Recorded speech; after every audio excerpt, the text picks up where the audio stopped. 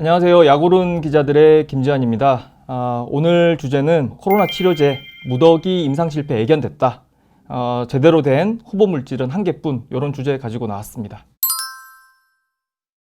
이게 이제 넓은 의미에서 보면 뭐 바이러스에 대항한 치료제 하나를 만드는 게 이게 쉽지는 않다고 해요. 이거 뭐 제 의견은 아니고 이제 뭐 대학교에 계시는 교수님들 또 약대에 계시는 분들 뭐 전문가들 의견을 수렴해 보면 그냥 바이러스에 대한 코로나가 아니어도 일반 바이러스에 대항한 치료제 하나 만드는 게 쉽지가 않은데, 일단 뭐 글로벌 50대 제약사들 보면 이제 다 역사가 100년씩 됐거든요. 이런 회사들 보게 되면 데이터라든가 연구 축적이라든가 또 노하우라든가 이런 게 굉장히 많이 축적이 돼 있는데, 이런 회사들도 지금 코로나 치료제 제대로 만들어낸 데가 없거든요. 대표적으로 뭐 존슨앤존슨도 사실 엄청나게 대단한 회사잖아요. 그런데 여기도 코로나 치료제 실패했는데, 상식적인 선에서 보면 뭐 개발 실패가, 그러니까 국내 제약사들은 신약 개발 역사가 제가 알기로 한 10년 정도밖에 안 됐어요. 그런 의미에서 보면 뭐 실패가 당연하다고 할 수 있는데, 근데 제가 좀 지적을 하고 싶은 거는 이 어떤 정상적인 절차에 의해서 치료제를 개발을 하다가 이 실패를 했느냐, 아니면 비정상적으로 치료제 개발을 하다가 실패했느냐, 이 부분에 대해서 좀 얘기를 하고 싶은 겁니다.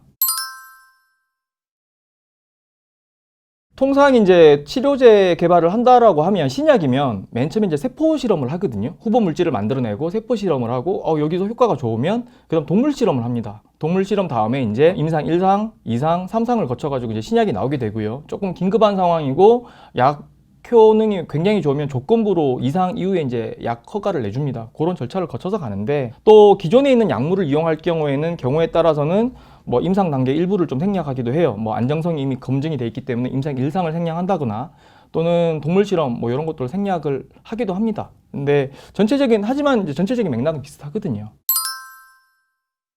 신약이든 약물 재창출이든 간에 임상 전에 이제 쥐 햄스터에 코로나19 균주를 넣고 또 약물 효능을 테스트하는 동물 실험을 거칩니다. 근데 뭐 상식적으로 이제 동물 실험 결과가 좋으면 임상 가는 게 당연한 건데, 결과가 안 좋았다라면 치료제 개발하는 게 사실은 상식적으로 납득이 잘 안 되잖아요. 근데 그런 동물 실험 결과가 안 좋은 업체들이 코로나19 치료제 임상을 했을 때 그 임상에 대한 성공 확률 어떻게 뭐 되겠습니까? 엄청 낮을 것 같은데요? 그렇죠. 그게 상식이죠. 근데 이제 일부 제약사들이 동물 실험 결과가 그렇게 좋지 않았음에도 불구하고 임상 시험을 강행을 했습니다. 근데 그렇게 해도 되나요? 그 말이 되나? 그러니까 말이 안 되니까 이렇게 뉴스가 되겠죠. 그래서 제가 이 자리에 앉아 있는 거라는 저는 생각이 드는데, 과기정통부 산하에 이제 국가 마우스 표현형 사업단 KMPC라는 곳이 있습니다. 이 서울대 수의학과 쪽에 위치해 있는데요. 여기에서 2020년 그 3월부터 해서 지금까지 국내에서 코로나 치료제로 개발하겠다고 하는 그 후보 물질들 있지 않습니까? 총 37종을 가지고 와서 마우스, 그러니까 쥐, 햄스터에 동물 실험을 했습니다. 근데 여기서 효능이 나온 게 딱 5종밖에 없습니다. 근데 하나 더 얘기를 하자라면, 이게 이제 맨 처음에는 중국 우한에서 발발해서 우한 바이러스가 좀 우세종이었잖아요. 그 뒤에는 델타가 우세종으로 바뀌었는데, 델타 모델로 동물 실험했을 때 효능 나온 건 딱 한 종류밖에 없었습니다. 그래서 제가 처음에 주제로 말씀드렸던 게 제대로 된 물질은 한 종뿐이었다라고 이제 얘기 드린 게 그 내용 때문에 말씀드린 겁니다. 맨 처음에 초기에 이제 우한 모델에서 5종의 효과가 있었다라고 제가 말씀을 드렸고, 이 중에 이제 4개는 신규 물질, 1개는 약물 재창출, 기존의 약물을 코로나 치료제를 개발하는 과정에서 이제 효과가 좀 있다라고 나온 게 한 종류였거든요. 근데 그렇게 치면 이제 실제 코로나 치료제 개발에 대한 임상 숫자가 좀 적어야 되는데, 실제 국내에서 지금 인가된 코로나 임상 숫자는 19건이거든요. 굉장히 많죠. 약물 재창출 같은 경우에는 지금 10건 정도 하고 있어요. 근데 KMPC에서 제가 실험한 그 통계를 보게 되면 약물 재창출 같은 경우에 15건을 실험을 했고 효과 나온 거 한 종이었거든요. 그러니까 뭐 상당수는 실험 결과가 안 좋음에도 불구하고 임상 시험을 강행했다, 이렇게 생각하실 수 있을 것 같아요. 그러니까 이게 뭐 식약처 자료 쭉 보게 되면 사실 워낙 많은데, 간단하게 좀 실패한 것들 보게 되면 부광약품, 뭐 엔지캠 생명과학, 신풍제약, 종근당, 대웅제약, 녹십자, 이런 회사들이 이제 후보 물질을 가지고 와서 임상 2상 또는 3상 이렇게 쭉 진행을 하고 있는데, 보면 뭐 음성 전환율이 미충족됐다. 그러니까 이 약을 먹은 거나 안 먹은 거나 큰 차이 없거나, 또는 기준으로 삼아놓은 그 기준치를 통과 못했다는 거거든요. 또 바이러스 양 감소가 또 미충족됐다, 또는 통계적인 유의성이 없었다, 뭐 치료 효과의 근거가 불충분하다, 이런 내용들로 다 임상이 중단되거나 임상을 중단해야 될 상황임에도 불구하고 임상을 강행하고 있는 업체들도 있거든요. 네, 이런 사례가 계속 나오는 것이 사실은 정상적인 어떤 임상 절차를 거쳐서 나온 게 아니라 앞단에 있는 동물 실험 결과에서 이미 이제 부정적인 결과가 나왔고 약으로 개발되기는 좀 부족한 상황이었음에도 불구하고 이를 좀 무시하고 강행한 측면이 크다라고 좀 말씀을 드릴 수 있을 것 같아요. 부강약품도 임상에 실패해서 결국에는 이제 개발을 중단을 했는데 이 회사 같은 경우에는 세포 실험을 하고 난 다음에 바로 임상에 들어갔어요. 근데 이게 이전에 이제 약물 재창출이기 때문에 동물 실험, 전임상이라고 하죠. 이 과정을 생략을 할 수는 있어요. 뭐 도덕적 해이 뭐 이런 건 아닌데 제가 좀 드리고 싶은 얘기는 국가에서 코로나 동물 모델을 재빠르게 확보를 해서 신청을 하면 거의 물론 선정 절차가 있긴 했는데 대부분 다 이제 검사를 해줬거든요. 무상으로 해줬어요. 그리고 검사 결과가 나오는데 한 6, 7주 정도밖에 안 걸렸거든요. 그렇다라고 본다면 이거를 굳이 생략할 필요가 있었느냐. 부강약품 같은 경우에는 제가 확인된 바로는 동물 실험 신청조차 하지 않았다라고 합니다. 근데 이제 이 개발 이슈로 임상 승인부터 해가지고 최종 발표 때까지 한 1년 반 정도 여기도 모멘텀 받았거든요. 6, 7주 시간만 좀 투자하면 훨씬 더 좀 임상의 성공의 확률이 높은지 낮은지 아마 우리한테는 공개를 안 하더라도 내부적으로는 알 수 있었을 거라 생각하는데 이 과정을 뭐 돈이 많이 드는 것도 아니고 국가에서 무상으로 지원해 줬는데 왜 안 했는지 저는 약간 의구심이 들어요. 이런 면에서 보면 투자자들은 또 피해를 본 거잖아요. 어떻게 보면. 그래서 그런 의미에서 좀 지적을 하고 싶습니다. 아까 맨 처음에 제가 서두에 말씀드렸는데 임상을 실패할 수 있어요. 치료제를 만드는 건 굉장히 어렵다고 하니까. 근데 정상적인 절차였느냐. 그리고 이 절차가 정말 너무 돈이 많이 들어서 못할 만한 절차였느냐. 시간이 정말 많이 걸리는 절차였느냐 라고 했을 때 충분히 우리가 지적할 수 있다는 거죠. 취재 결과 KMPC에서 아까 실험을 대행해 줬다 했잖아요. 근데 이 KMPC도 자기네 후보 물질이 아니기 때문에 이 후보 물질의 검사 결과에 대해서 발표할 권리가 없는 거예요. 회사 쪽에서도 이걸 발표를 안 하고 그러면 이제 정보 자체는 전혀 새나가지 않는 거죠. 근데 이제 문제는 뭐냐면 제약사들이 이런 사실을 숨긴 채 계속적으로 개발을 하고 있다라는 모멘텀으로 주가를 띄웠고 실제 또 임상에 들어갔다는 게 큰 문제고요. 확인해 보니까 뭐 임상 들어가는 사실만으로도 보도자료 내겠다고 해가지고 KMP 측에서 서약서를 받고 못 쓰게 저지한 경우도 있고 또 부정적인 결과는 숨기면서 계속적으로 이제 임상이 좀 순항하고 있다는 뉘앙스를 풍긴 그런 제약사들도 여럿 있고 그래서 사실 여기서 뭐라 그럴까요? 실질적으로 진지하게 코로나 치료제 개발에 대해서 고민을 하고 연구를 하고 했던 회사들도 있는 반면에 그렇지 않은 회사들도 분명히 존재했다라는 부분을 제가 좀 말씀을 드리고 싶습니다. 제가 취재한 바로는 그래도 효능이 있었던 그 5종 물질 중에 하나였습니다. 5개 중에 하나였고 약물 재창출 중에 이제 효과가 있었던 건 딱 한 종이었잖아요. 그게 이제 신풍제약의 피라맥스였습니다. 그런 의미에서 보면 신풍제약은 충분히 임상에 들어갈 만했다라고 이제 생각하실 수도 있을 것 같은데 결과 보고서를 주면서 KMPC 쪽에서 이런 자문을 했다고 해요.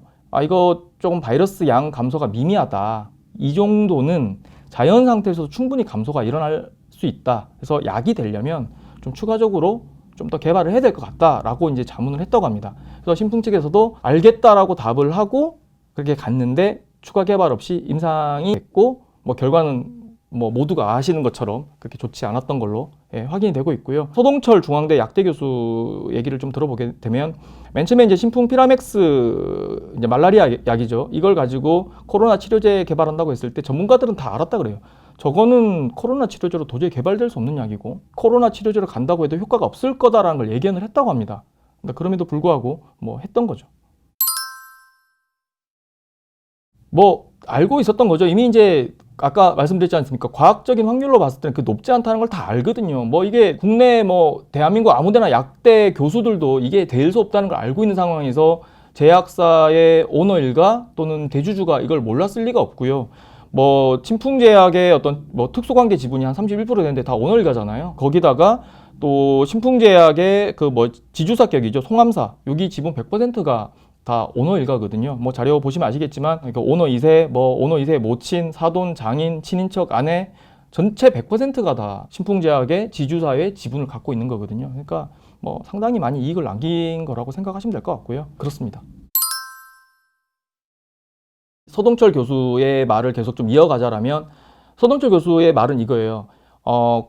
임상에 성공하느냐 실패하느냐는 약간 과학적인 관점에서 봐야 되는 거고 임상을 하느냐 마느냐는 여러 가지 복합적인 요인이 작용한다고 합니다. 그러면 과학적인 요인에서는 확률이 낮지만 예를 들어서 지금 긴급 상황에서 임상을 신청하면 웬만하면 다 임상시험 승인을 내줬지 않습니까? 식약처에서. 그런 상황이었고, 정부에서도 임상 비용의 상당 부분을 또 보조해주는 상황이었고, 또 코로나 치료제를 개발한다고 하면 주가는 또 굉장히 많이 뛰어오르는 상황이었잖아요. 신풍제약 예를 좀 들면 7,000원짜리 주식이 개발한다고 했을 때 한 21만 원까지 올라갔죠. 그 사이에 이제 대주주는 한 3,800억 정도 차익을 남겼고, 지금 개발 실패 이슈가 터지고 난 다음에 지금 주가는 3만 원 가까이 가 있거든요. 그러고 보면 결국에는 주주 입장에서는 실패를 하더라도 남는 장사인 거죠. 주가가 지금 4배 정도 올라와 있기 때문에.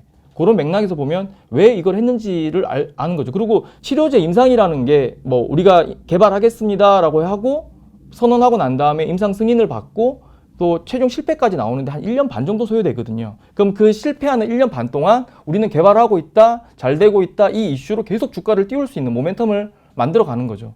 그런 측면에서 뭐 꼭 신풍제약뿐만 아니라 대부분의 실패했던 제약사들이 이런 전철을 밟았다라고 생각하시면 될 것 같아요. 회사 이름을 오픈을 하면 바이오 리더스고요. 여기는 이제 그 효능이 있었던 그 5종 중에 하나였고, 그 5종을 대상으로 추가 실험을 했습니다. 추가 실험을 했는데 이제 델타 모델을 가지고 추가 실험을 했는데 거기서도 동일한 효능이 확인이 된 유일한 치료제입니다. 이게 이제 실험군을 보게 되면요, 굉장히 놀라운 게 이제 마우스 집단 2개를 갖다 놓고 이제 실험을 했는데 둘 다 이제 그 코로나 균주를 다 삽입한 마우스예요. 한쪽은 이제 치료제를 친 거고 한쪽은 그냥 방치한 거죠. 바이러스 노출된 채로 방치한 건데, 바이러스에 방치된 그 쥐들은 다 죽었어요. 뭐 한 마리도 살아남은 게 없이 다 죽었고, 투약군이라고 하죠. 약물을 좀 투여받은 그런 쥐들 같은 경우에 일단 체중 감소가 하나도 없었습니다. 거기다가 폐염증, 폐부종, 폐렴, 그래서 코로나 바이러스 같은 경우에 폐 손실이 굉장히 중요하잖아요. 그 부분들이 특징적으로 나타나잖아요. 그게 하나도 없었습니다. 폐 손상이 하나도 안 나타났어요. 근데 보통 이제 바이러스에 노출이 되면 체중 감소 나타나고 또 치료제가 좀 됐다고 하더라도 폐 손상은 일부 좀 나타나거든요. 근데 그게 하나도 없었기 때문에 음성 대조군이라고 하죠. 바이러스에 노출되지 않은 쥐와 비교했을 때, 폐 쪽에 비교했을 때 상태가 거의 동일했습니다. 그걸 제가 또 확인도 했고요. 보고서에 확인도 했습니다. 그래서 사실상 거의 뭐 완벽한 효능을 동물 실험에서는 나타냈다라고 볼 수 있을 것 같습니다. 동물 실험상으로는 지금까지 나온 후보 물질 중에 가장 완벽한 어떤 모습을 나타냈고요. 그래서 이제 임상을 이제 들어가라라고 이제 KMPC에서 얘기를 자문도 하고 뭐 이렇게 하니까 바이오 리더스가 되게 난색을 표했다 그래요. 회사 자체가 굉장히 작은 회사잖아요. 그 임상을 하기에는 너무 비용도 많이 들고, 이 작은 회사가 거기다가 또 절차 이런 것도 굉장히 복잡하고 또 후발주자지 않습니까? 지금 치료제들이 많이 나와 있고 또 글로벌 다국적 제약사들도 경구제 내놓고 있는 상황에서 지금 개발해서 내놨을 때 시장성이 과연 있을까라는 의구심 때문에 조금 난색을 표했다 그래요. 그냥 이제 후보 물질 테스트 한번 해본 건데, 왜냐하면 이 물질 자체가 암 치료제로 좀 개발되던 물질이었거든요. 근데 그 효능을 한번 보려고 한 것 같은데, 이제 이게 의외의 결과가 나오니까 이제 정부에서는 이제 그랬다고 하는 거예요. 우리가 뭐 식약처 임상 절차나 뭐 이런 거 다 다리 놔주고 비용 같은 것도 알아서 해결해 줄 테니까 우리랑 같이 해보자 그래가지고, 이 치료제는 KMPC와, 그러니까 과기부 산하 기관이죠. 이 기관과 바이오 리더스가 공동 개발 중에 있습니다. 최근에 지난 4일에 이제 이 미국 시장에서 경구용 치료제로, 그러니까 알약이죠. 알약 코로나 치료제로 특허 출원까지 했어요. 그리고 작년 말에 임상 이상 시험 신청에 들어갔고요. 뭐 승인이 떨어지면 올해 임상 이상을 하면 올 하반기에는 임상 이상이 마무리가 되고, 결과에 따라서는 조건부 품목 허가 신청을 할 계획입니다. 네, 오늘은 제가 약 한 2주에 걸쳐서 코로나19 치료제 개발 실패를 둘러싼 수상한 임상시험 추적기, 이거를 이제 유튜브로 풀어봤는데요. 사실 그동안 너무 많은 투자자들이 코로나 치료제 개발 이슈에 피해를 봤습니다. 그래서 굉장히 안타깝게 생각하고요. 이런 진실이 앞으로도 좀 계속 밝혀져서 신약 개발의 투명성을 배가시키는 그런 계기가 됐으면 좋겠습니다. 야구른 기자들 많이 애청해 주시고요. 감사합니다.